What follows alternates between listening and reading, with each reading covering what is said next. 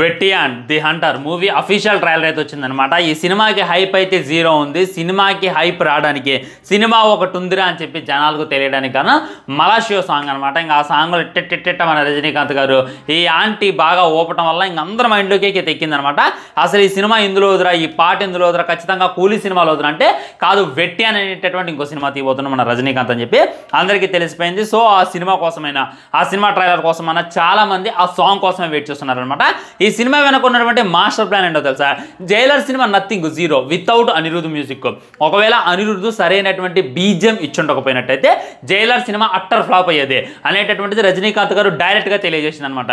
So అలాంటి ఒక ప్రయత్నమే ఈ వెట్టియాన్ అనేటటువంటి సినిమా అనమాట.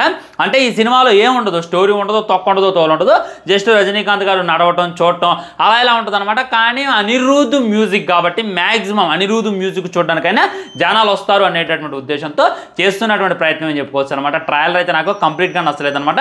ఒక రేప్ కేసుతో అయితే ఈ సినిమా స్టార్ట్ అవబోతుంది అనేటటువంటిది అర్థమవుతుంది. ఇక దాని చుట్టూనే సినిమా మొత్తం తిరిగిద్ది.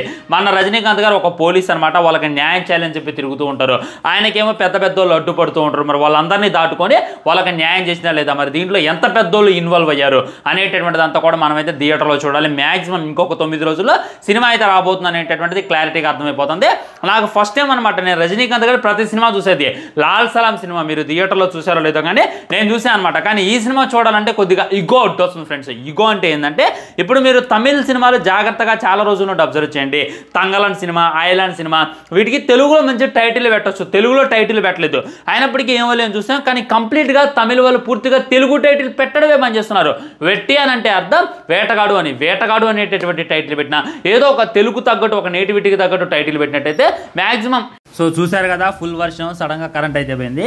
మ్యాక్సిమం తెలుగులో టైటిల్ పెడితే చూడబుద్ధి అయితే అయింది. కానీ వీళ్ళ భాషను ప్రేమిస్తున్నారు, వీళ్ళ భాషకి రెస్పెక్ట్ ఇస్తున్నారు. మన తెలుగు కూడా ఇవ్వాలి కదా. తెలుగులో ఒక హీరోనేమో ప్రీ రిలీజ్ ఈవెంట్కి రాడు, కానీ తెలుగులో మా సినిమా ఆడాలి, డబ్బులు రావాలి అనుకుంటాడు. రజనీకాంత్ గారేం తమిళకి సొత్తు కాదు, తమిళకి చెందినవాడు కాదు, ఆయన యూనివర్సల్. అలాంటి ఆయన సినిమాకి తెలుగు టైటిల్ పెట్టకపోవడం వల్ల నాకైతే మ్యాక్సిమం ఇంట్రెస్ట్ అయితే దొబ్బింది ఈ సినిమా మీద. ఇంకా ట్రైలర్ చూశాక ఇంకాస్త దొబ్బింది అనమాట. మనోళ్ళు అఫ్ కోర్స్ అనిరుద్ధ్ మ్యూజిక్ కోసం వెళ్తారనమాట. ఈ టైటిల్ కొద్దిగా తెలుగులో పెట్టండి రా బాబు అని చెప్పి నేనైతే కోరుకుంటున్నా. అదే ఫ్రెండ్స్, ఇక ట్రైలర్ రివ్యూ గురించి అయినా, ఈ వెట్టియాన్ రివ్యూ గురించి అయినా మీకే విధంగా అనిపించింది అఫీషియల్ ట్రైలర్ అనేటటువంటిది డెఫినెట్గా కింద కామెంట్ చేసేయండి. వీడియో లైక్ చేయండి, షేర్ చేయండి, ఛానల్ని సబ్స్క్రైబ్ చేయడం అసలు మర్చిపోవద్దు. బాయ్ బాయ్, నమస్కారం.